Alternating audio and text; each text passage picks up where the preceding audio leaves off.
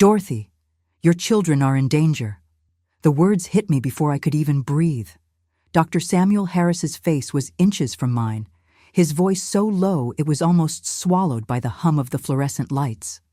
My grandsons had just left the room, their footsteps echoing down the hallway when he said it.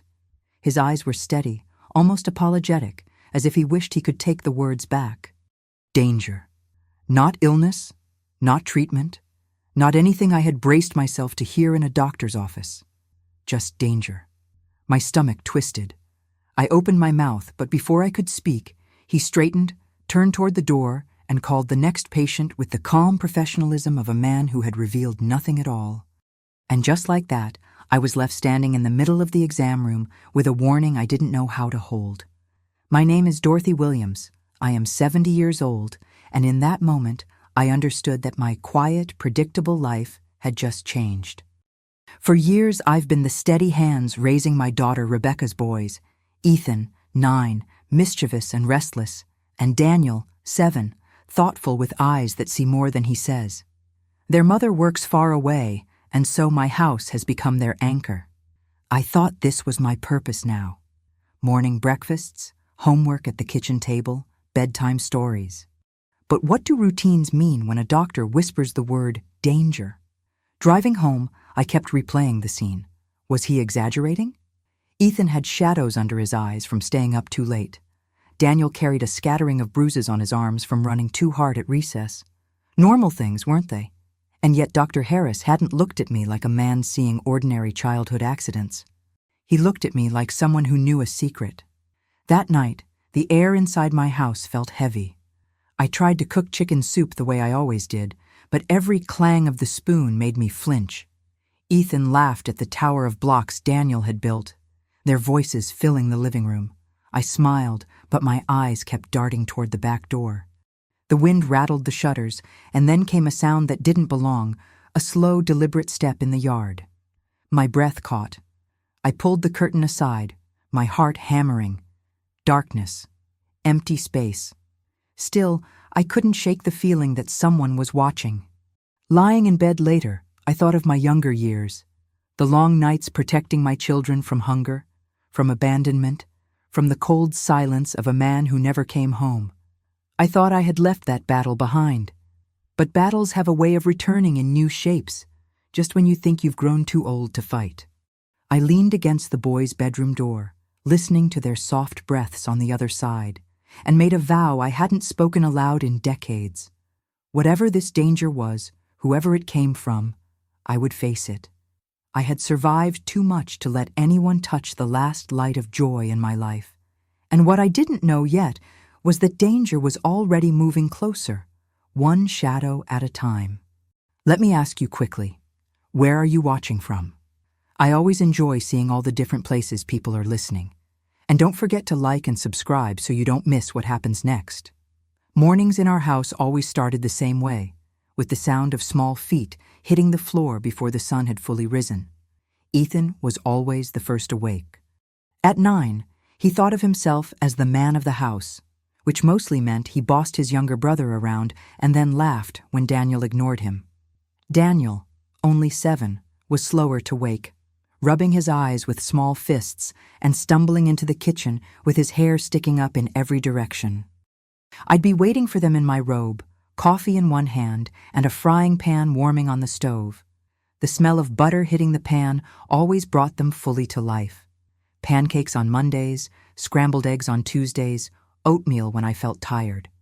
I used to think these small routines were ordinary, but after Dr. Harris's warning, they felt fragile, like glass. Every laugh, every bite of toast, every squabble over who got the bigger slice of bacon carried a new weight, as though danger might slip through the cracks of our daily life at any moment. After breakfast, I'd comb Daniel's hair and remind Ethan to brush his teeth for longer than 10 seconds. We'd pack their lunches together, peanut butter and jelly sandwiches wrapped in wax paper, a piece of fruit tucked carefully in each bag. While they pulled on jackets and shoes, I'd glance out the kitchen window at the yard. Ordinary, still, quiet. But since that day at the clinic, quiet no longer reassured me. Quiet meant something could be hiding. Walking them to school used to be my favorite part of the morning. The autumn air was crisp, leaves crunching under our feet, the boys racing each other ahead of me while I called for them to slow down. But that first morning after the warning, I couldn't shake the sense of eyes on us. Every car parked too long at the curb seemed suspicious. Every neighbor's blinds, half open, felt like they were watching us pass. I gripped Daniel's small hand, tighter than usual, and when Ethan complained that I walked too slowly, I snapped at him in a voice harsher than I intended. His confused look pierced me with guilt. When I returned home alone, the house was too still. I stood in the kitchen, coffee growing cold, staring at the clock until it was time to pick them up again. My life had become bookended by their presence, and in between, the silence now carried the weight of uncertainty. I began checking the locks even in daylight, drawing the curtains though the sun was shining. I told myself I was being foolish, overreacting. And yet, every shadow across the yard seemed to whisper, "Your children are in danger." By the afternoon, the boys came home buzzing with stories from school. Ethan had traded a baseball card.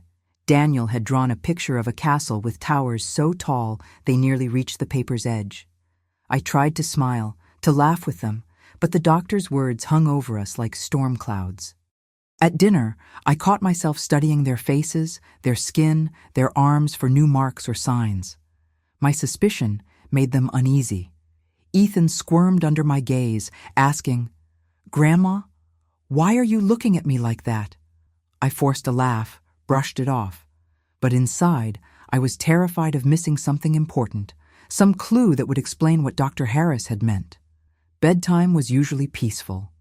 Daniel loved to be read to, curling up against me with a blanket, while I used the same voices I had used for Rebecca when she was small. Ethan pretended he was too old for stories, but I'd always catch him listening from the hallway.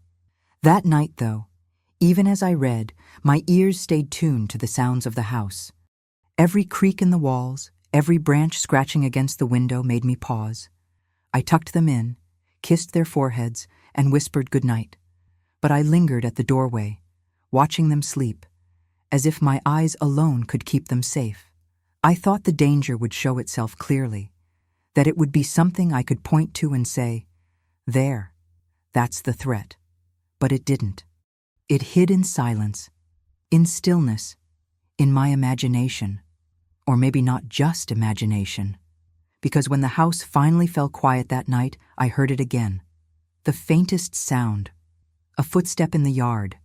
I rose from my chair, heart pounding, and went to the window. The darkness pressed against the glass. My reflection stared back at me, pale and tired. But behind it, in the yard, a shadow seemed to shift. It could have been the wind. It could have been nothing. But as I drew the curtain shut, I felt the truth settle deeper in my bones. This wasn't paranoia. Something, or someone, was watching us. The next morning, I went back to the clinic telling myself I only needed clarification, nothing more. I told the boys we were returning because the doctor forgot a form. That lie slid out too smoothly, which frightened me. How quickly protection can turn into quiet deception. Ethan rolled his eyes like 9-year-olds do. Daniel clutched my hand, small and warm, a little anchor I didn't deserve, but was desperate to hold. The front desk receptionist greeted me with a smile that didn't quite reach her eyes. "Do you have an appointment, Ms. Williams?" "It's Dorothy," I said softly. "And no, but I need to speak with Dr. Harris." "Just for a minute." She hesitated, her fingers hovering over the keyboard. "He's with a patient. You could leave a message." I thanked her and took the boys to the waiting area, that limbo of outdated magazines and silent televisions. The room hummed with forced calm. I straightened Daniel's sleeve and noticed again the faint purplish mark near his elbow. It wasn't large, not dramatic, just a thumbprint of color that pulsed with accusation. Ethan, sitting beside him, had shadows under his eyes that made him look like he hadn't slept in days. Maybe he hadn't. I'd heard him moving around at night. After what felt like an hour, but was probably 10 minutes, the side door opened and Dr. Harris stepped into the hallway. He scanned the room once, found me, and nodded. "Dorothy," he said, keeping his voice even, "do you mind stepping back with me? Just you." I looked at my grandsons. Stay here. I'll be right back. Ethan nodded like this was a game. Daniel's fingers tightened around my coat and then let go. We walked into a small consultation room with soft lighting and a single print of a mountain on the wall. Dr. Harris closed the door quietly, but he didn't sit. He rubbed at the bridge of his nose, then looked at me, the look of a man trying to balance duty and something more human. I shouldn't have said it like that yesterday, he began. You said danger, I replied. You whispered it. Yes, he said, because I didn't want to frighten the boys, and because I don't have proof, Dorothy. I have indicators. Indicators? The word tasted clinical. I needed something I could hold. He took a breath. Ethan's sleep. He looks exhausted. He startles at noise. He flinched when I touched his shoulder. He held up a hand, apologetic. And Daniel. That bruise isn't from a fall at the playground. It's not shaped like one. It's the kind of mark you get when someone grips too hard. I've seen that pattern more times than I care to count. My mouth went dry. Are you saying someone hurt my grandson? I'm saying I'm concerned, and I'm saying the word danger because children don't bruise themselves that way accidentally. Something or someone is creating stress in their environment. They are vigilant, hypervigilant. He paused. And I don't think it's coming from inside your home. His words cracked the room open. For a second, I saw the yard at night, the shifting patch of darkness, the breath I held without meaning to. A thread pulled tight between my fear and his evidence. You noticed this yesterday, I said, my voice trembling.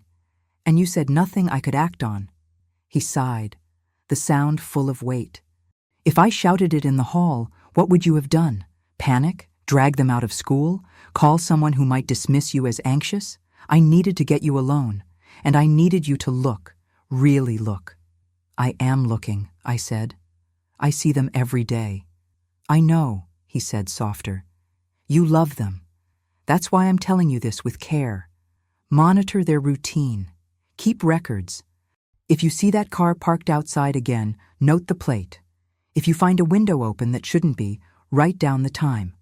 If anyone new has started hovering around the house, delivery men, neighbors, anyone, trust your instincts, but don't confront them alone. I'll help you figure out the right steps, quietly. Something in me resisted the word quietly. I had spent my life swallowing quiet. Quiet when bills didn't get paid.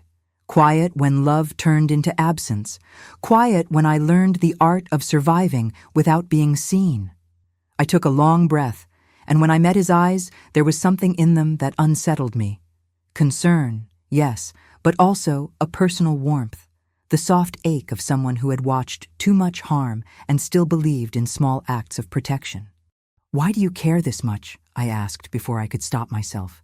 He glanced away, then back. Because I'm a doctor, he said, but that felt like the smallest part of the truth.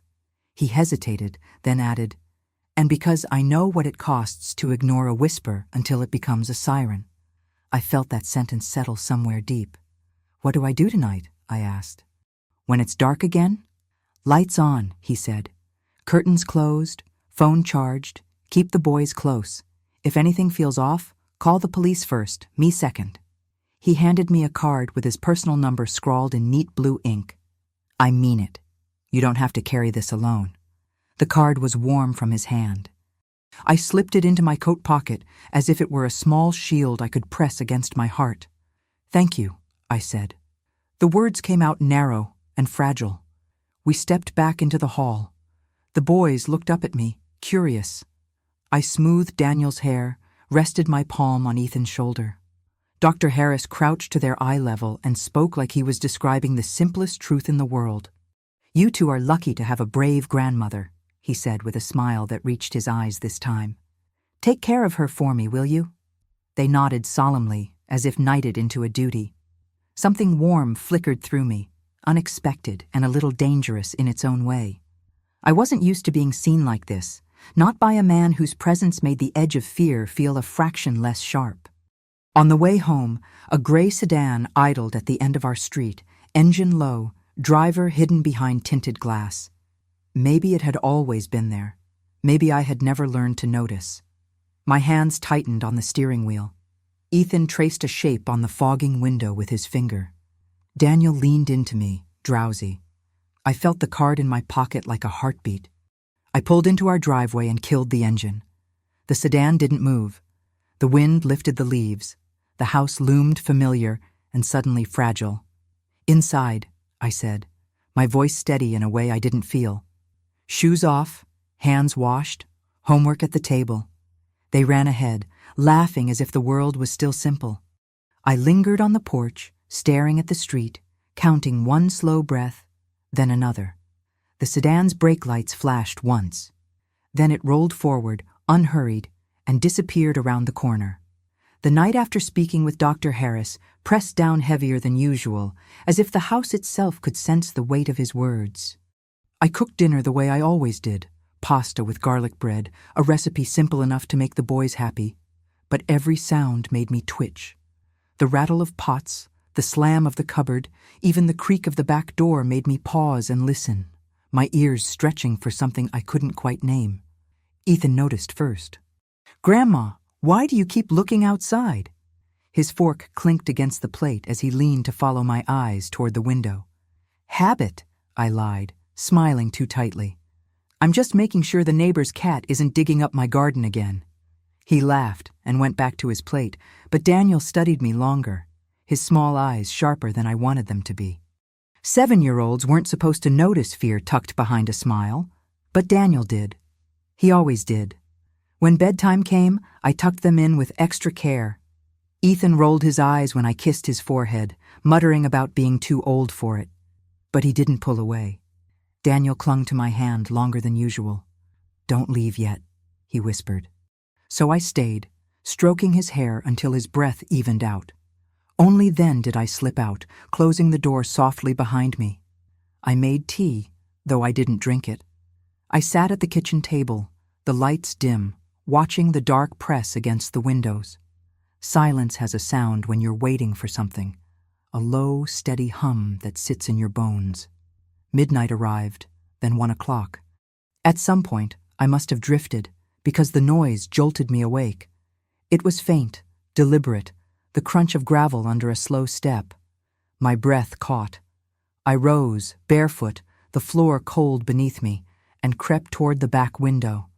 The curtain slipped through my fingers as I pulled it aside just enough to see. The yard was empty. The grass stirred under the night wind, the shadows of trees swayed. But there, at the far edge by the fence, a shape shifted. Not animal, not wind. A figure, too still to be part of the dark. My first thought was to call Dr. Harris, but his words came back. Police first, me second. My phone sat on the counter, inches away, but something in me froze. If I moved, if I turned away, I was sure that shadow would move closer. Then, nothing. A car engine roared in the distance. The figure dissolved, swallowed by night. I blinked, and it was gone. I forced myself to breathe. 1, 2, 3. I checked the locks again, every window, every door, as if my touch could keep the walls from cracking open. When I finally collapsed into bed, the sheets cold against my skin, the boys' soft breaths on the other side of the wall, were the only proof that safety still existed. But sleep wouldn't come. My mind replayed every word Dr. Harris had spoken, every bruise, every glance over my shoulder. The danger wasn't a phantom. It had feet, it had presence, and it was circling us. Morning sunlight spilled across the kitchen tiles, but it didn't bring warmth. I moved through the motions of breakfast, pouring batter onto the hot griddle, flipping pancakes as the boys argued over whose turn it was to set the table. But my eyes kept darting to the window.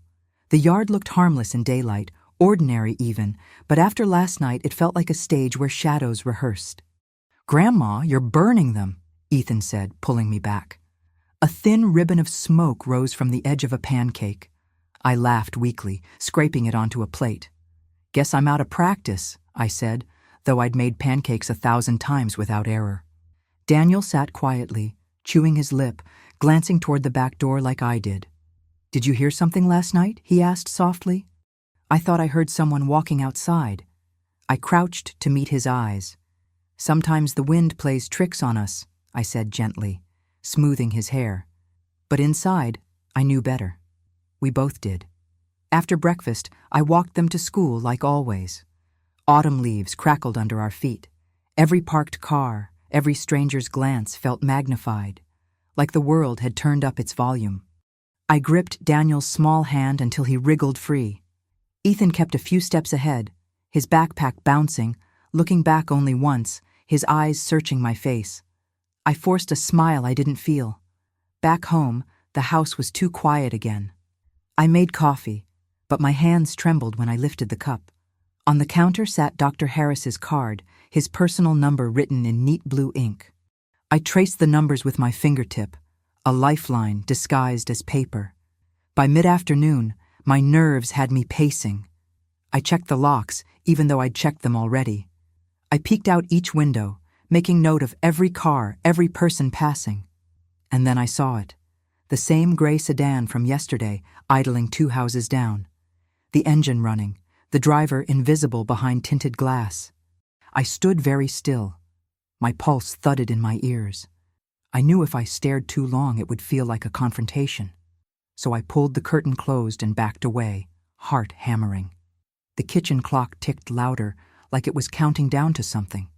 When the boys returned from school, I tried to be normal. We made sandwiches, talked about homework, but my eyes kept flicking to the window. Ethan frowned. "Grandma, are we in trouble?" The question sliced through me. I wanted to say no, to say of course not, to wrap them both in certainty. But Dr. Harris's voice echoed in my head. Danger. My mouth opened, but no words came. I only managed to smile and said, "You're safe here." That evening, after they went to bed, I stood at the back door with the lights off, peering into the yard. The sedan had gone, but its absence felt like another kind of presence, the way an echo lingers after the sound fades. I pressed my palm against the glass. Somewhere out there was someone who knew our routine, who watched for cracks. In my pocket, Dr. Harris's card felt heavy. I turned it over, debating whether to call him now, tonight, or wait. He had said not to carry this alone. Yet I had spent my whole life carrying things alone. Bills, heartbreak, silence. My fingers tightened around the card until it bent slightly. I whispered a promise to the dark. Not this time. The third night carried its own kind of silence. The kind that isn't absence of sound, but the presence of something waiting. I tried to lose myself in small tasks, folding laundry, scrubbing the counters, sweeping the kitchen floor twice over. But the routine did nothing to quiet the unease. Every tick of the clock, every hum of the refrigerator sharpened the edges of my nerves. After the boys fell asleep, I carried their dishes from dinner to the sink. Through the window above, I noticed the curtain shifting, not because of the wind, but because the latch wasn't set. I froze. I knew I had locked that window earlier. My hands trembled as I reached out, pressing it shut until I heard the click of metal against metal. Someone had opened it. The realization stole the air from my lungs. I leaned against the counter, gripping the edge until my knuckles whitened. My first instinct was denial. Maybe I had been careless. Maybe age was making me forget. But deep down, I knew better. I hadn't forgotten. Someone had touched that window. I checked every room, every door, every window again, moving like a soldier through enemy territory. Each lock slid into place beneath my shaking fingers. Still, I couldn't shake the image of someone slipping into my home while my grandson slept peacefully down the hall. Unable to sit still, I turned off the lights and positioned myself near the front window, hiding behind the curtain. That's when I saw it again, the gray sedan. Parked across the street, headlights off, engine humming low. The driver didn't move, didn't step out, just sat there watching. My chest tightened. I reached for the phone, fingers brushing against Dr. Harris's card tucked beside it. Police first, him second. That's what he'd said. But I hesitated. What if they came, searched, and found nothing? What if they dismissed me as a paranoid old woman who'd imagined shadows? I thought about Ethan's dark circles, Daniel's bruise, the whispered warning in that exam room. My instincts screamed louder than my fear. I gripped the phone but didn't dial. Instead, I stood there, staring back through the glass, daring whoever sat in that car to make a move. Minutes crawled into an hour. Finally, the sedan's taillights flared red, and it rolled down the street, unhurried, as if mocking me with its calm departure. Only then did my shoulders sag, my legs shaking beneath me. I slipped into the boys' room and stood in the doorway, watching them sleep. Ethan's arm was draped over Daniel, protective even in dreams. The sight should have comforted me, but all I could think about was how fragile they looked. Two small souls depending on me to keep the walls from collapsing. I sat on the edge of Ethan's bed until the first gray light of dawn slipped through the blinds. I couldn't sleep. I couldn't risk it. Because the truth had settled deep in my bones now. Whoever was circling us wasn't just curious. They were testing the edges, searching for an opening. And if I didn't act soon, they would find one. By the time morning came, my body felt like it had been carved out of stone from sitting awake all night. I forced myself into the motions anyway, coffee, breakfast, making sure the boys' backpacks were zipped. But inside, everything felt brittle. I couldn't let them see my exhaustion. I couldn't let them smell the fear. Ethan, sharp as ever, noticed anyway. "Grandma, you didn't sleep," he said, watching me pour his cereal into the bowl. His tone wasn't accusing, just curious. Daniel stared at me too, eyes dark and wide. "I'm fine," I said, with a smile I hoped looked real. "Just stayed up too late reading." But when I bent down to tie Daniel's shoes, my hands shook. He laid his small hand over mine and whispered, "You don't have to be scared, Grandma. We're okay."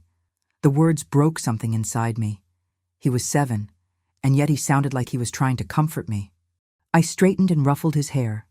"I'm not scared," I lied softly. "I'm careful. That's different." After they left for school, I stood at the window watching them until they disappeared down the street. The gray sedan wasn't there this morning, but that didn't ease me. Absence felt as loud as presence now. I called Dr. Harris before I could second-guess myself. His voice came through calm but alert, the way someone sounds when they've been expecting your call. "Dorothy?" "It was here again last night," I said. "The car, the window was open, someone's been near the house." He didn't sound surprised. "You're doing the right thing, keeping track. Do you feel like you're in immediate danger now?" "No," I said, "but I feel like they're testing me." "Testing the house." He paused. "Do you want me to come by after my last appointment today? We can go over everything together. I'll bring some things, locks, a flashlight, just in case." I hesitated. Letting a man into my home after dark felt like another kind of risk. But then I remembered his eyes in the clinic, steady, concerned, not pitying. Something inside me, an old piece of trust I thought had died, flickered back to life. "Yes," I said. "Please come." "All right. Around 7, he said. "Keep the boys close after school. Don't change your routine too much, but don't be alone outside. And Dorothy," his voice softened, "you're not imagining this." After hanging up, I moved through the house with renewed purpose. I checked the locks again, made a list of everything I'd seen, the window, the footsteps, the car. For the first time in days, my fear began to shape itself into action. That evening, as the sun dipped low and shadows stretched long across the yard, the boys sat at the kitchen table drawing while I stirred a pot of soup. Every creak of the floorboards made me glance at the clock. 7 o'clock felt like a lifeline approaching. When Dr. Harris finally knocked, I nearly jumped out of my skin. I opened the door to find him standing there in his worn leather jacket, a flashlight tucked under his arm, and a small box of security latches in his hand. "May I come in?" he asked gently. Something in his voice, the quiet respect, the absence of pity, made me step aside. For the first time since the warning, the house didn't feel like it was only mine to guard.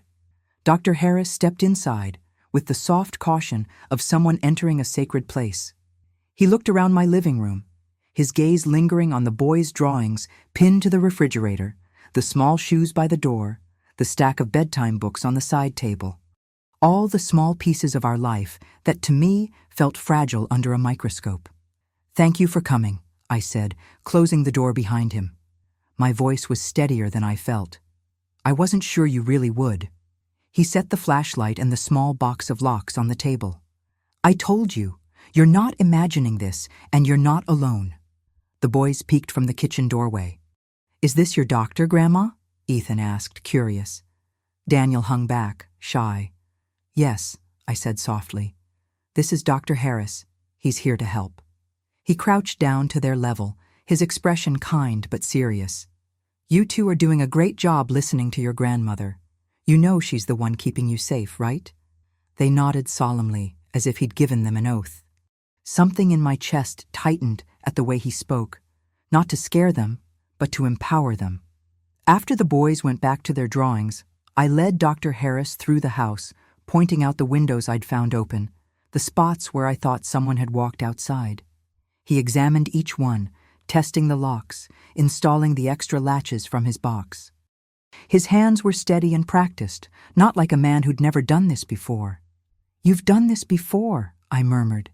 He gave a small, rueful smile. Old habits. My brother used to run a security company. I learned a few things. He paused, fitting a latch into place. And I've seen what happens when people don't take warnings seriously.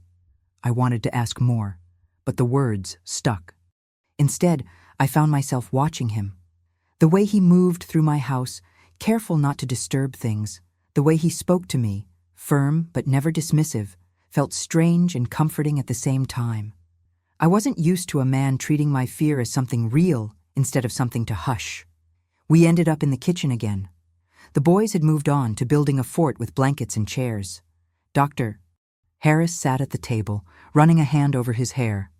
I know it's hard to think straight when you're worried, he said, but you're already doing the right things. Keep your phone by you at night. If you hear anything, you call the police first, then me. No hesitation. I nodded, tracing the rim of my mug. I've spent most of my life taking care of people, I said quietly. I don't know how to let someone take care of me. His eyes softened. You don't have to let me. You're still the one in charge here. I'm just here to make sure you're not fighting shadows alone. Silence stretched between us. Outside, the wind shifted through the trees, making the branches scrape against the siding. The sound no longer felt like just the wind. Tell me, Dorothy, he said gently. Has anyone new started showing up around the house? Any changes in the neighborhood? Any deliveries, contractors, anything like that? I hesitated, thinking of the gray sedan, of the figure by the fence. Just a car, I whispered. A gray one, parked for hours, watching. He leaned forward. Did you get the license plate? No. It was too dark. We'll get it next time, he said. For now, keep a journal. Time, date, everything you notice. It sounds small, but it builds a pattern. Patterns tell stories. His words steadied me in a way I didn't expect. Patterns, stories. I could do that. I'd spent my life noticing the small things, bills, meals, moods of children.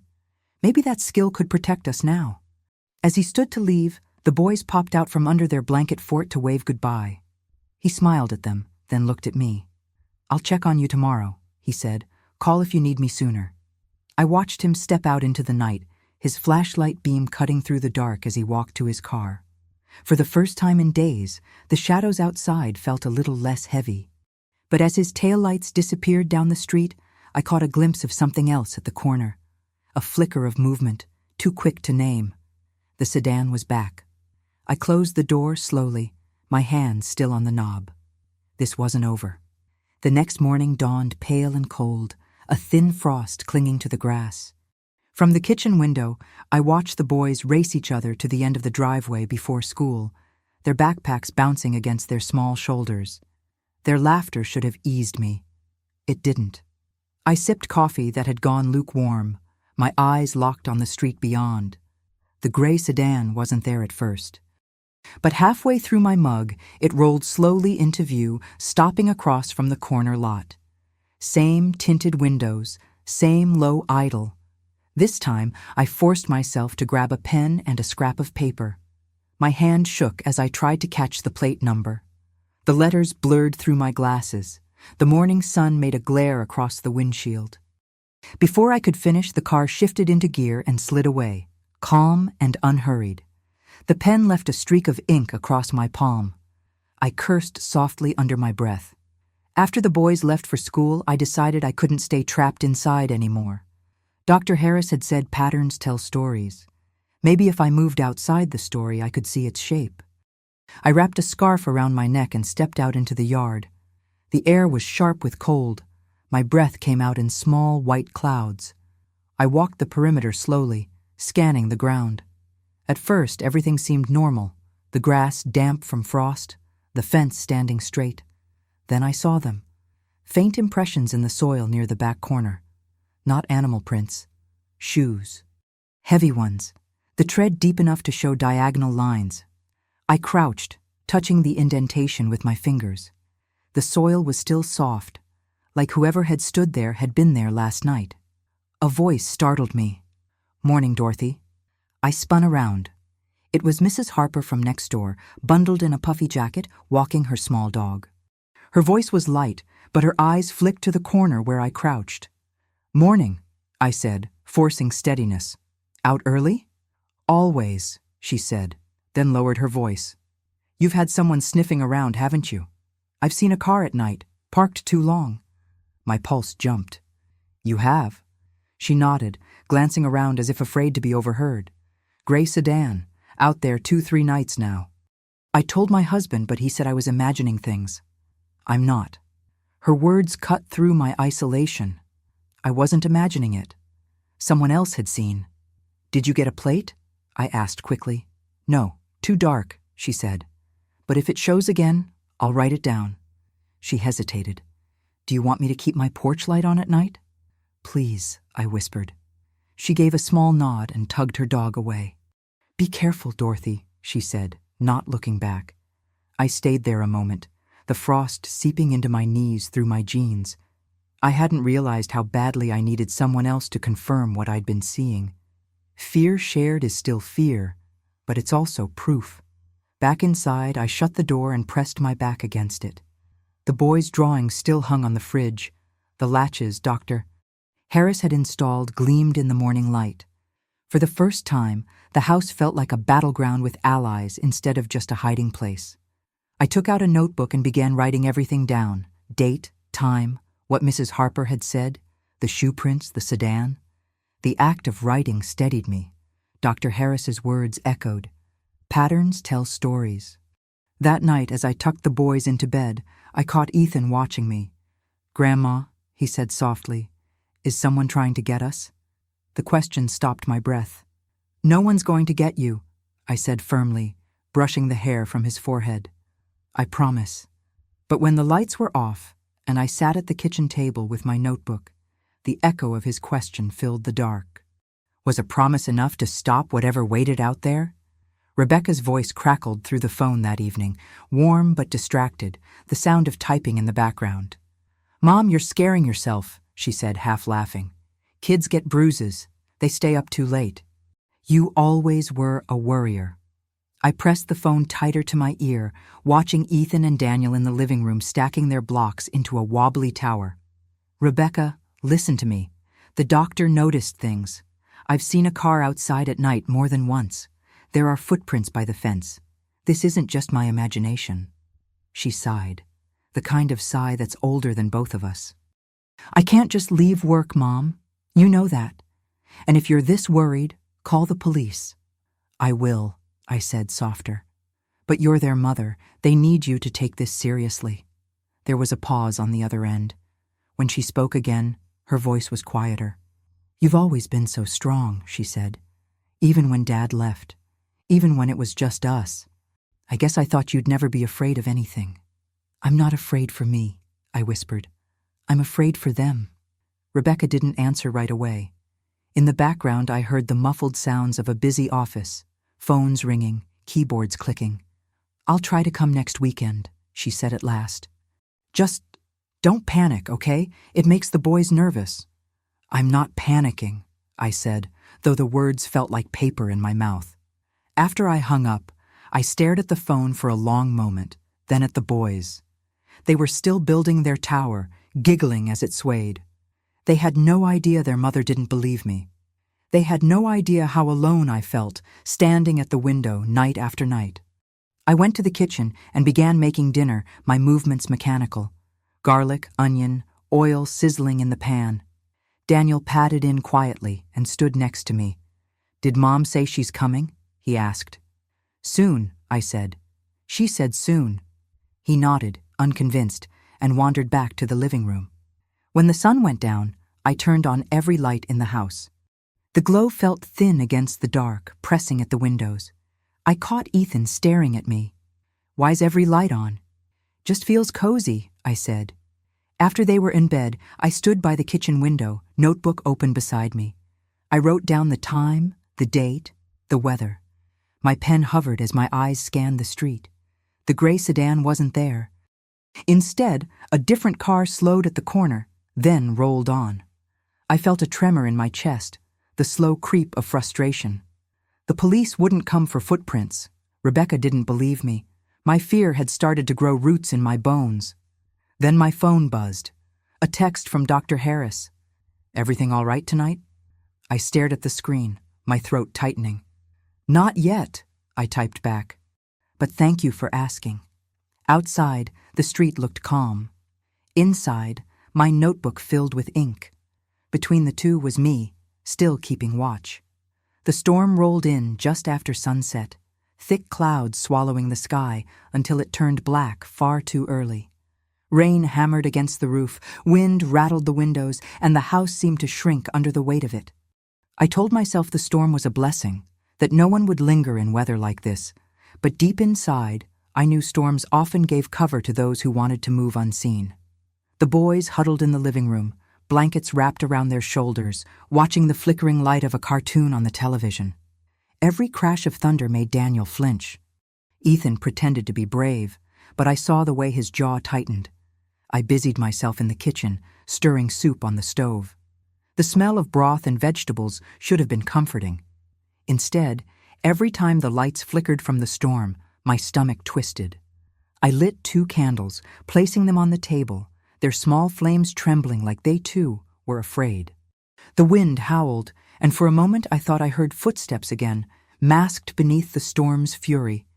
I moved to the window, pressing my hand against the glass, peering out.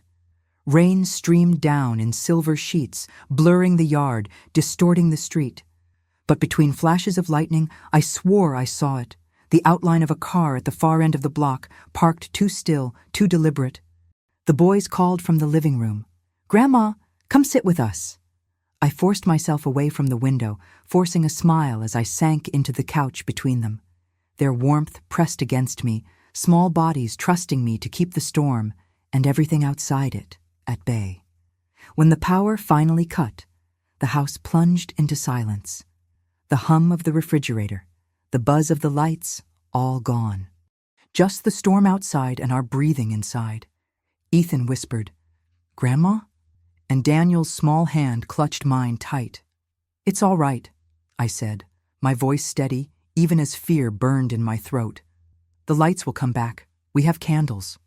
But I didn't tell them that I'd already counted every lock twice, or that the shadow of the car still lingered in my mind.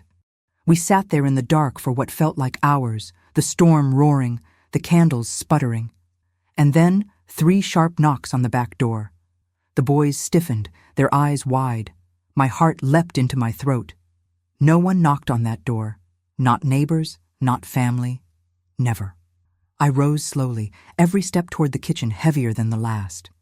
The knocks came again, harder this time, urgent but controlled. My hand hovered near the phone, torn between calling the police, calling Dr. Harris, or simply freezing in place. Another flash of lightning lit the kitchen through the window, and for the briefest moment I thought I saw a figure standing on the porch, blurred by the rain. The storm swallowed the world again, and the house felt too small, too fragile. The back door rattled under another knock. The 3rd knock never came. Instead, when I reached the kitchen, I saw something else. A small white rectangle, pressed tight against the wet glass of the back door. A note. I froze, the boys' whispers drifting faintly from the living room. The storm roared overhead, lightning spilling brief flashes of silver across the window. The note was smeared with rain, its edges curling, but I could see the ink bleeding through. Thick, black letters, large enough to read even from inside. We know they're alone. The words made my skin go cold. My breath caught in my chest as I reached for the latch, then stopped. Whoever left it was gone. The storm had swallowed them whole. Only the paper remained, clinging to the glass like a wound. "Grandma?" Ethan's voice wavered from the living room. "Was someone there?" I forced air into my lungs, turned my back to the door. "No one's here," I lied. "Just the wind." But my hands shook as I pulled the note off the glass, careful not to tear it. The ink ran down my fingers, staining them like blood. I carried it to the kitchen table and smoothed it flat under the flickering candlelight. The letters were crude, rushed, but intentional. There was no mistaking the message. Whoever was circling us knew exactly how vulnerable we were. Daniel padded into the kitchen in his blanket, rubbing his eyes. "Grandma, what's wrong?" I shoved the note under a placemat before he could see it. "Nothing, sweetheart. Go sit with your brother." He hesitated, studying me with those sharp eyes of his, then obeyed. Alone again, I stared at the hidden note. My pulse pounded in my temples. Whoever had left it was close enough to touch my door, bold enough to knock. They wanted me to know they were near. My instinct screamed to call the police, but another thought struck harder. What if they dismissed it? What if they told me it was a prank? I couldn't afford to be dismissed. Not now. I pulled out my phone and typed a message to Dr. Harris. There was a note. "Back door. They know the boys are alone with me." My finger hovered over send. Lightning cracked outside, illuminating the yard for one long second, empty, still, as if mocking me. Finally, I pressed send. Within moments, my phone buzzed. His reply was short, firm. "Don't open any doors. I'm on my way." The storm screamed around the house, but for the first time all night, I felt the faintest thread of relief. Not safety, no, that was too far away, but the knowledge that someone was coming. I hid the note in my pocket, then sat back down with the boys, pulling them close under the blankets. "Grandma's got you," I whispered, though my heart still thundered. Outside, the rain washed everything clean, but the words remained burned into me. "We know they're alone. Doctor." Harris arrived just after midnight, his headlights cutting through the rain-soaked street. I hurried to the door before he could even knock, ushering him inside with a rush of relief I hadn't realized I was holding. He carried a flashlight and a leather satchel, the storm dripping from his jacket as he stepped into the glow of the candles still burning on the table. The boys stirred in the living room. "Grandma, who is it?" Ethan called, his voice edged with worry. "It's just Dr. Harris," I said quickly. "Back to bed, both of you." They obeyed, though I could feel their eyes watching from the hallway. I pulled the note from my pocket and handed it to him. The paper was damp, edges torn, the ink smeared but still readable. His jaw tightened as he scanned the words. "We know they're alone." "Where exactly did you find this?" he asked, voice low. "Pressed against the back door." My voice shook despite myself. "There were knocks before it appeared. I didn't open the door, I swear I didn't, but they were there." "You did the right thing," he said firmly. He set the note down on the table, smoothing it with his palm. "This isn't random. Whoever left this wanted to make you feel cornered." I leaned against the counter, trying to steady my breathing. "So it's not just me imagining things." His eyes met mine, steady, unwavering. "No, it's not. And you're not overreacting." He opened his satchel and began laying out items, extra latches, small alarms that chirped when a door opened, even a portable motion sensor. "We'll install these tonight. They won't stop someone determined, but they'll buy you time. And time matters." I watched him move through my kitchen, quick and practiced, and I felt a strange mix of fear and comfort. It was unsettling to have another adult take charge after years of handling everything alone. And yet, watching him fit the latch to the back door, his hands steady despite the storm still raging outside, I realized how long it had been since I let anyone else shoulder even a fraction of the weight. "Why are you doing this?" I asked quietly. He glanced over his shoulder. "Because I can. Because I should. And because you shouldn't have to fight this alone." The warmth in his tone was dangerous in its own way. It threatened to unravel the walls I'd built around myself for decades. Once the alarms were in place, he tested one, the sharp beep cutting through the silence. "Loud enough to wake you," he said. "And loud enough to make whoever's trying this think twice." I sank into a chair, exhaustion flooding me. What do I do if they come back? First, you call the police. Immediately. Don't wait to see what happens. Then you call me. He paused. And if I'm not here fast enough, you do whatever it takes to protect those boys. Don't think twice. The gravity in his eyes held me, and for the first time, I didn't feel small in my fear. I felt seen. He left just before dawn, the storm easing into a steady drizzle. As his taillights disappeared, I stood on the porch clutching my robe around me, listening to the alarms click softly inside. The street looked empty, washed clean by the rain. But when I turned to go back in, I noticed something I hadn't before. Near the fence at the far end of the yard, the mud was churned up, deep footprints pressed into the earth. Not one or two. A cluster. They had been standing there, more than one of them, while we were inside. I closed the door slowly, my stomach sinking. The note wasn't just a warning, it was a promise.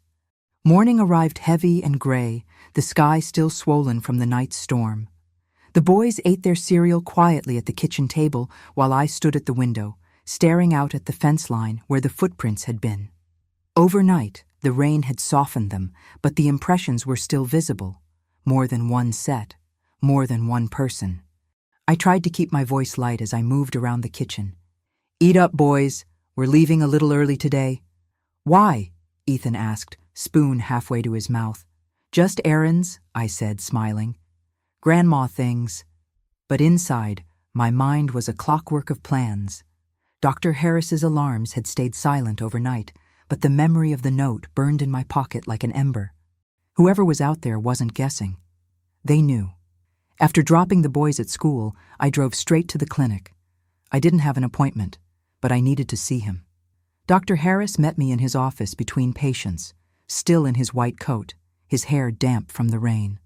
"You look like you didn't sleep," he said gently. "I didn't," I replied. "They were out there, more than one. I saw the footprints this morning. They're not just watching, Sam, they're moving closer." He closed the door, lowering his voice. "You called the police yet?" "They'll want proof," I said, frustration cracking through my words. "What am I supposed to give them? Mud prints? A note with running ink?" He leaned forward. "This isn't just about evidence. It's about making a record so they have no choice but to act. I can make a call, get someone to do a wellness check on the property tonight." Quietly. I swallowed hard. "Do it. Please." He nodded, scribbling something on a pad. "And Dorothy, you're not wrong to be scared. These boys, they're showing signs of stress that don't come from inside your home. Someone's been near them before. Watching them? Maybe even approaching." I gripped the edge of his desk. "Approaching?" He hesitated. "Ethan's flinch, Daniel's bruise. Those are reactions to contact. It's possible someone's been testing boundaries. At the park, on the way home from school, anywhere they think no one's watching. It's textbook grooming behavior." My breath went cold. "You think they've tried to take them?" "I think someone's preparing for something," he said softly. "And I think you stopped them without realizing it." The room tilted around me. "How?" "Routine," he said simply. "You're predictable. You walk them to school. You're always present. That scares people like this. It makes them hesitate. But hesitation doesn't last forever." I stared at him, my heartbeat loud in my ears. "What do I do now?" He reached across the desk, his hand covering mine. Warm, steady. "You keep doing exactly what you're doing. Stay visible. Stay alert. Tonight, when the boys are asleep, I'll come by. We'll go through the yard together, look for anything left behind. You don't have to face this alone." His touch lingered a moment too long, and something flickered between us. Fear, yes, but also something human and unexpected. I withdrew my hand, tucking it into my lap. "Thank you," I whispered. When I left the clinic, the sky had opened into a cold drizzle again. At the end of my street, the gray sedan sat waiting, its engine idling low. This time, I didn't look away. I slowed the car just enough to catch the plate number, my lips whispering it over and over like a prayer until I could write it down. Inside the house, the alarms Dr. Harris had installed blinked faint green lights. The boys played quietly at the table. I slid the note, the plate number, and my trembling hands into the notebook. Patterns tell stories. Now I had a story to tell. That evening felt different from the others. Not because the street was quiet, it was, but because for the first time I had something concrete. A license plate scrawled across a page in my notebook. It sat on the kitchen table like a talisman, the ink still fresh, my handwriting shaky but legible. The boys were coloring at the table, crayons scattered like confetti. Daniel hummed to himself. Ethan watched me carefully, his eyes flicking between my face and the notebook. "Grandma, what's that?" he asked. "Just a number," I said softly. "Something important for Dr. Harris." He nodded, going back to his drawing, but I could feel his unease. I'd already texted the plate to Dr. Harris earlier that afternoon. He'd called back almost immediately, his voice lower than usual. "Good work, Dorothy. I've got a contact who can run it quietly. Don't go outside tonight. I'll be there after the boys are asleep." So I waited. I cooked dinner on autopilot. Spaghetti, the one meal I knew would always disappear without complaint. I forced myself to laugh when Ethan made a joke about the noodles looking like worms. I wiped Daniel's mouth as he slurped up sauce. But my mind was on the paper in my pocket, and on the sedan's driver, somewhere out there, waiting. When bedtime came, I lingered longer than usual in the boys' room. I read Daniel a story about a fox who outsmarted hunters, my voice steady, even as my heart raced. Ethan pretended to be asleep, but I saw his eyes open, listening. "Everything's okay," I whispered, before turning out the light. The house settled into silence. Outside, the street lamps flickered against the drizzle. Inside, the green lights of the alarms blinked like tiny beacons. At 9:30, a knock came at the door, soft but deliberate. My heart jumped until I saw Dr. Harris through the peephole. I let him in quickly, locking the door behind him. He carried a small duffel bag and that same calm energy that steadied me every time he stepped inside. "Did you get anything on the plate?" I asked immediately. He set the bag down, pulling out gloves and a small flashlight. "Not yet. My contact is working on it, but it's registered out of state." "That's not good." A chill crawled up my spine. "Out of state?" He nodded. "It means someone came here deliberately. This isn't random." He pulled on the gloves and motioned for me to follow him to the back door. "We'll check the yard," he said quietly. "Look for anything left behind. If they've been testing you, they may have dropped something. Even small things matter." I hesitated. The idea of stepping outside into the dark felt like walking into a lion's den. But his presence, steady and unhurried, gave me enough courage to nod. "All right." We slipped out into the yard, the cold air biting at my face. The ground was damp, the grass glistening under the beam of his flashlight. He moved methodically, scanning every inch near the fence. I stayed close, the night pressing around us like a held breath. "There," he said suddenly, pointing to a patch of mud near the corner. His light caught something metallic, a glint half buried in the soil. He crouched, gloved fingers digging gently until he pulled it free. It was a keychain, a simple black strip of leather with a single brass key attached. My heart lurched. "What is that?" He turned it over in his hand. "A key," he said, voice low. "But not to a house. This is a storage unit key. Numbered, new." I stared at it, the reality settling deeper. Whoever was out there had dropped it, maybe by mistake, maybe as a message.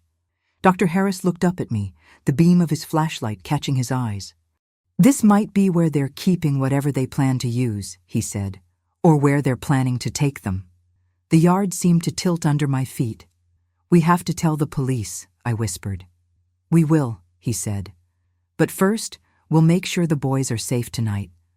Then we'll go to the police with everything. The note, the footprints, the plate, and now this." He slipped the key into a plastic bag from his pocket and sealed it. Patterns tell stories, he murmured. This one's almost ready to speak. Back inside, the boys were asleep, their small bodies curled under blankets. I stood in the doorway, my hand pressed against the frame, listening to their steady breaths. Behind me, Dr. Harris's presence filled the kitchen like a quiet promise. I wasn't alone anymore, but the storm outside our walls was far from over. The following night, the house felt too still. I kept the lights burning in every room, their glow spilling onto the street like a warning. The boys fell asleep quickly after dinner, but I couldn't rest. My notebook sat open on the table beside the note, the plate number, and the plastic bag holding the storage key Dr. Harris had found. Proof. Pieces of a puzzle I hadn't wanted, but now carried like armor. Near midnight, as I checked the back door again, I felt it. The unmistakable sensation of being watched. My skin prickled before I even reached the curtain. I pulled it back slowly, breath shallow, and there it was. A face, pressed against the glass from the outside. I stumbled back with a strangled cry, my hand flying to my chest. The face was shadowed, blurred by condensation, but I saw enough. Eyes wide, fixed, unblinking. For a moment, neither of us moved. Then the figure slipped away into the dark, leaving only the imprint of breath on the glass. The boys stirred at the noise, calling from their room. "Grandma?" "It's all right," I called back, forcing my voice steady. "Go back to sleep." But my hands were shaking too hard to hide. I grabbed my phone, ready to dial the police. But before I pressed the numbers, a softer instinct pulled me toward the window again. Outside, by the fence, a figure lingered. Not close enough to reach me, not far enough to ignore. The audacity of it, standing there openly, knowing I was watching, stirred something fierce inside me. I turned on the porch light, flooding the yard with yellow glow. For a second, the figure froze, caught in the light like a deer. Then it darted away, vaulting the fence in one smooth motion. My chest heaved. Whoever they were fast, practiced.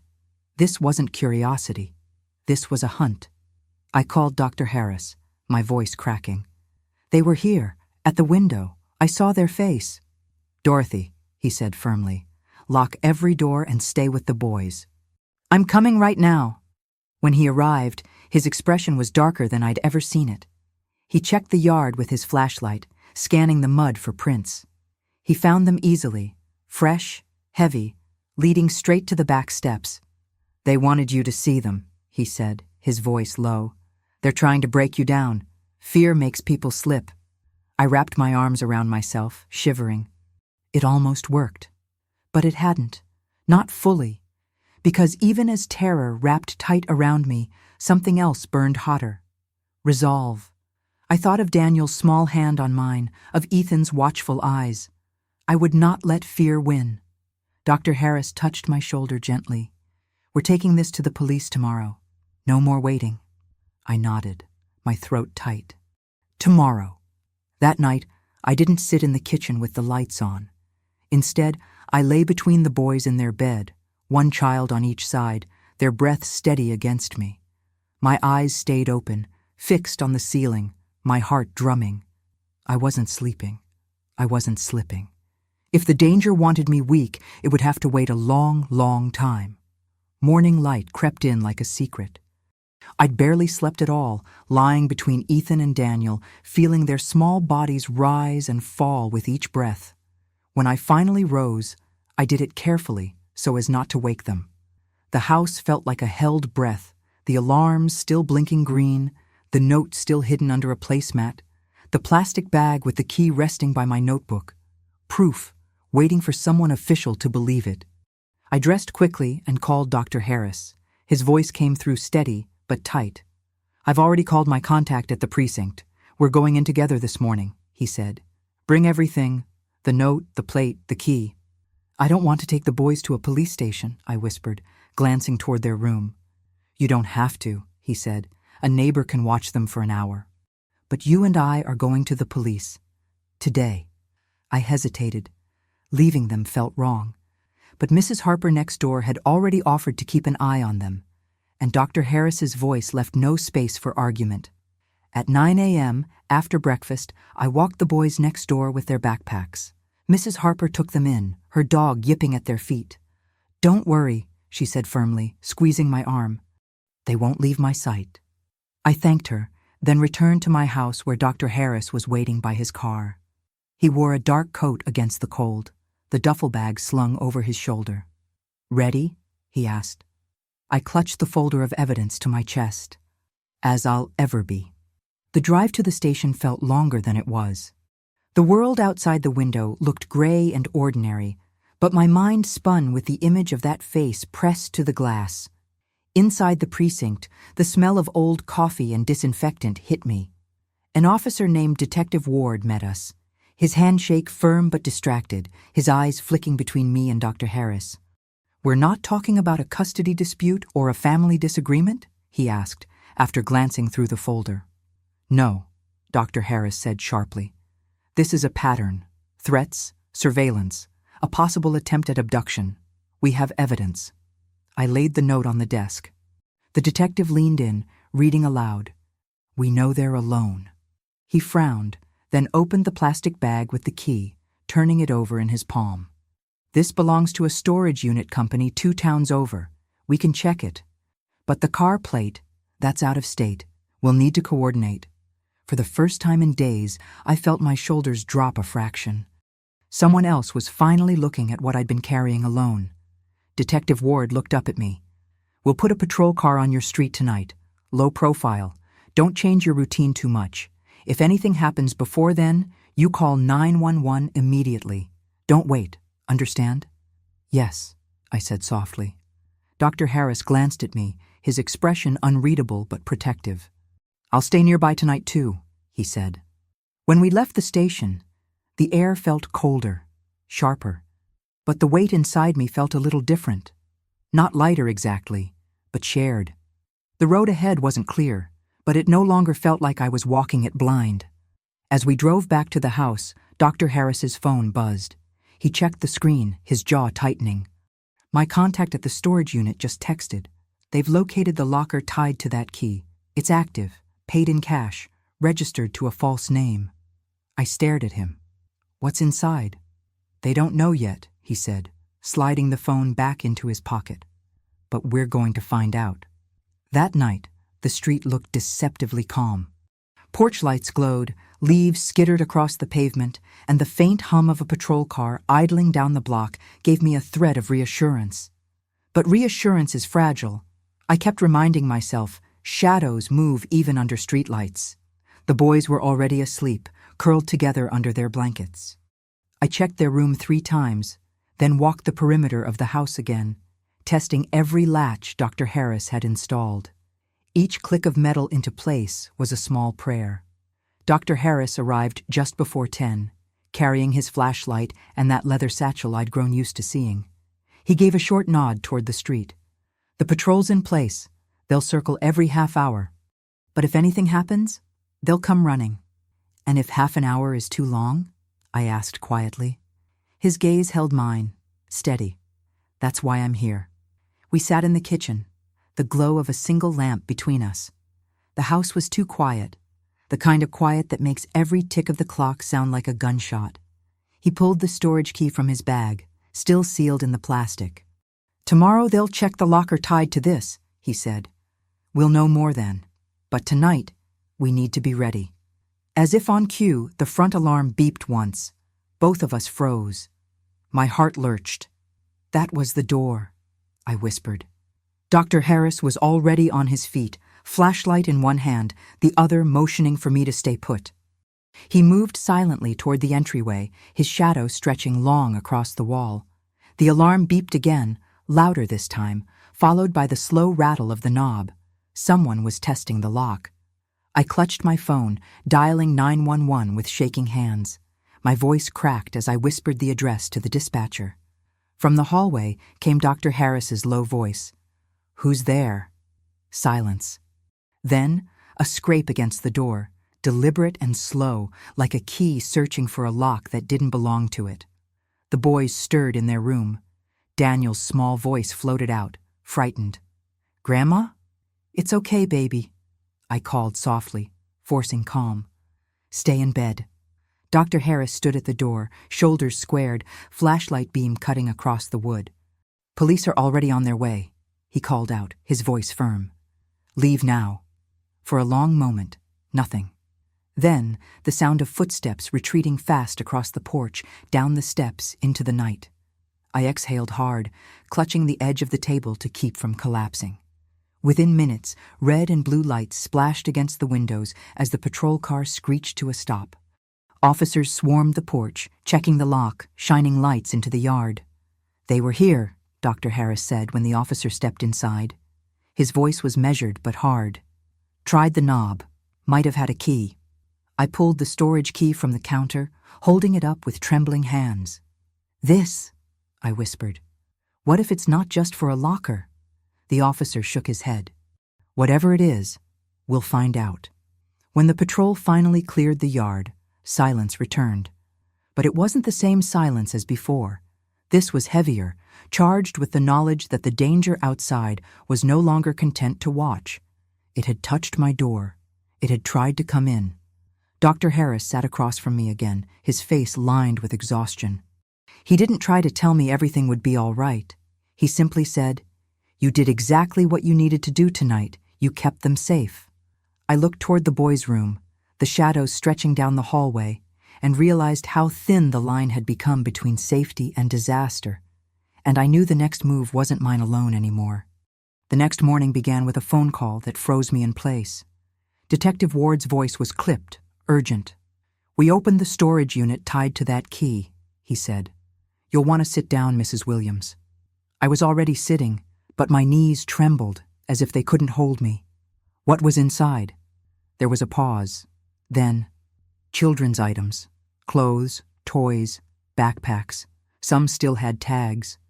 Others looked used. His voice faltered, professional veneer cracking. There were photographs, too, recent ones, of your grandsons. The world tilted. Photographs?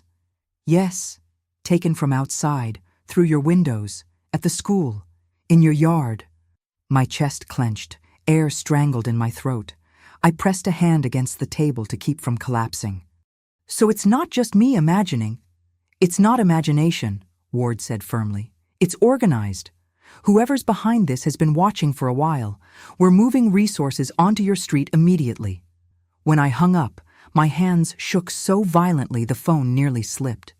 The boys were in the living room, arguing over whose turn it was to pick the cartoon. Innocent, unknowing, their small lives reduced to photographs in a stranger's hands. Dr. Harris arrived minutes later, his face grim. "They found the unit," he said, already knowing I knew. He sat across from me, his hand brushing mine briefly, steadying.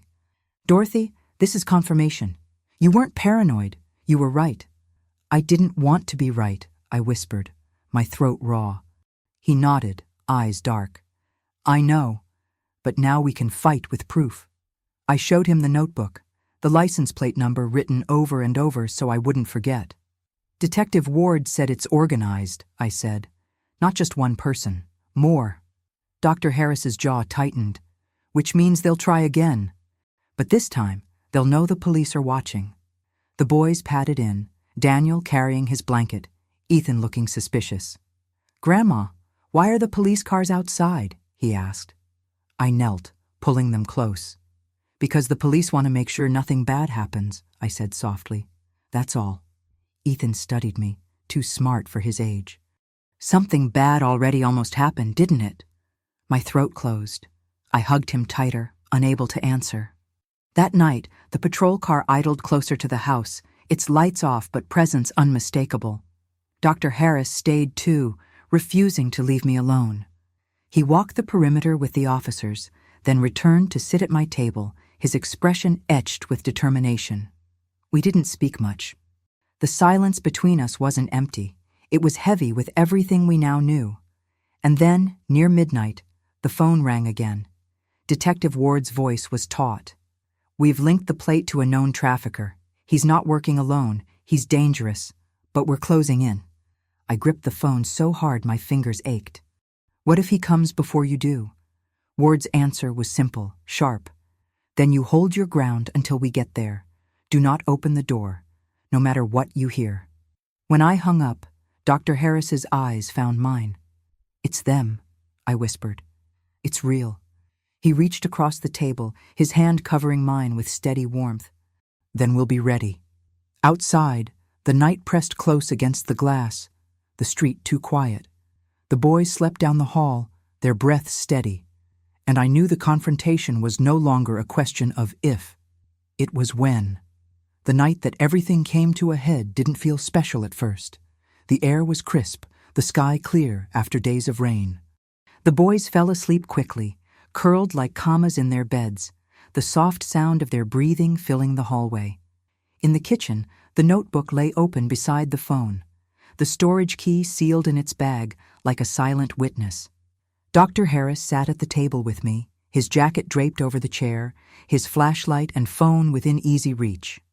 The patrol car down the block had its engine off, but its presence felt like a heartbeat in the dark. "They'll try tonight," he said quietly. "The unit's been compromised. They know we're onto them." A cold shiver ran up my spine. "How do you know?" His eyes held mine. "Because this is when people like that act, fast, before everything closes in." I swallowed hard, my gaze sliding toward the boys' closed door. "Then we'll be ready." Near midnight, the first sound came, the crunch of tires on gravel, slow and deliberate. Then headlights sweeping across the wall as a car pulled up outside the house. Dr. Harris moved to the window, his posture coiled. "It's them," he whispered. "Stay here. Keep the boys behind the door." I slipped into the boys' room, heart hammering, gathering them close. Ethan blinked up at me, confused. "Grandma." "Stay quiet," I murmured, pulling them against me. "Don't move until I say." From the kitchen came the faint sound of the alarm beeping once, twice, then the thud of a hand testing the door. A second later, "Doctor." Harris's voice rang out, sharp and steady. "Police are on their way. Leave now." Instead of retreating, the knob rattled harder, the sound of metal against metal, someone trying to force the lock. I clutched the boys tighter. "It's okay," I whispered, though my heart pounded like a drum. "We're safe. We're safe." Then headlights flared outside, blue and red washing through the curtains. Shouts erupted, officers yelling commands, boots pounding on pavement. A crash, a scuffle, the unmistakable sound of someone running. Moments later, silence.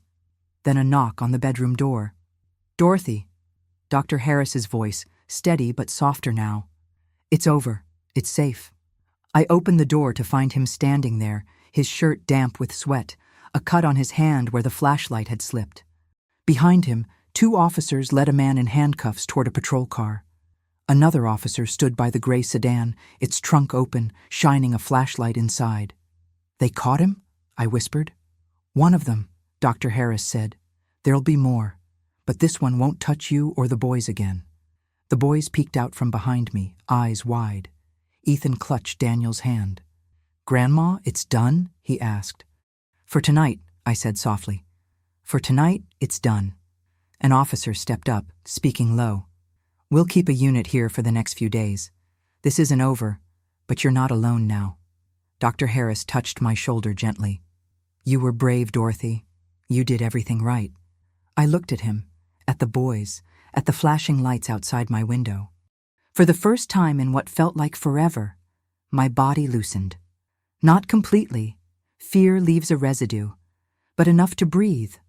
Later, when the police had gone and the house was quiet again, Dr. Harris stayed. He sat at the table while I made tea with trembling hands. "You don't have to be strong all the time," he said softly. I sank into the chair across from him, the steam rising between us like a fragile bridge. "I've been strong so long I don't know how to stop," I whispered. "You don't have to stop," he said. "You just don't have to do it alone anymore." Outside, the night was still, the yard empty. Inside, the boys slept deeply for the first time in weeks. And for the first time, I allowed myself to believe it. We had survived the worst. When I look back on those nights, I still feel the thrum of fear under my skin, The knock on the back door, the face at the window, the sound of footsteps circling what was supposed to be our safe place. I never thought, at 70 years old, I'd be standing guard again like a soldier, holding the line against shadows. But that's the truth of life. It doesn't stop asking you to be strong, no matter how tired you are. What I learned is this. Danger rarely looks like the monster in the storybooks. It's quieter, patient, watching for cracks in the walls you've built. And it's easy, especially when you're older, to think no one will believe you.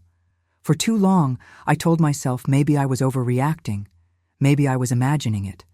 But mothers and grandmothers know. We feel the shift in the air when something threatens what we love.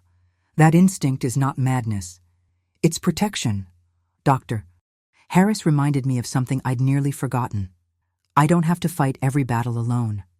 For decades, I carried silence about abandonment, about disappointment, about children who grew too comfortable treating me like an endless source of strength.